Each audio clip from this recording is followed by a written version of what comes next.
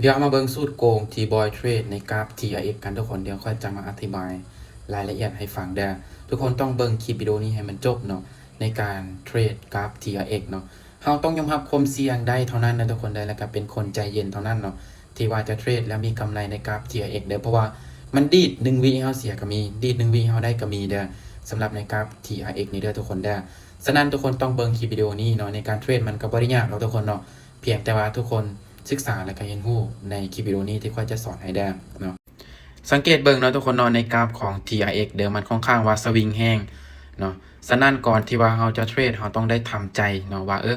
มั่นใจแล้วบ่ในเทคนิคที่ว่าค่อยสอนนี้เนาะว่ามันเห็นผลลัพธ์สูง 95% แท้บ่เนาะที่จริงนี่ค่อยก็บ่อยากสอนดอกทุกคนเนาะต่างแต่ว่ามีคนขอมาหลายเนาะถ้าว่าจะรู้รายละเอียดกว่านี้เนาะทุกคนก็ทักมาปรึกษาค่อยได้เนาะเดี๋ยวค่อยแอดเข้ากลุ่มแล้วนั้นเดี๋ยวค่อยจะสอนให้เด้อเกี่ยวกับรายละเอียดการเทรดในกราฟ TRX นี่เนาะนี่ค่อยก็มีกำไรแล้วค่อยเทรดในกราฟ TRX 2-3 ไม้เนาะ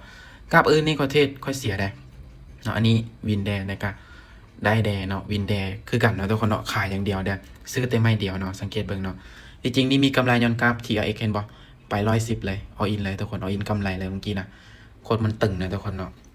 สำหรับเทคนิคนี้นะอยากเรียนรู้ก็ทักมาได้แล้วทุกคนได้เนาะใครที่ว่าอยากเรียนรู้เกี่ยวกับเทคนิคนี้เนาะ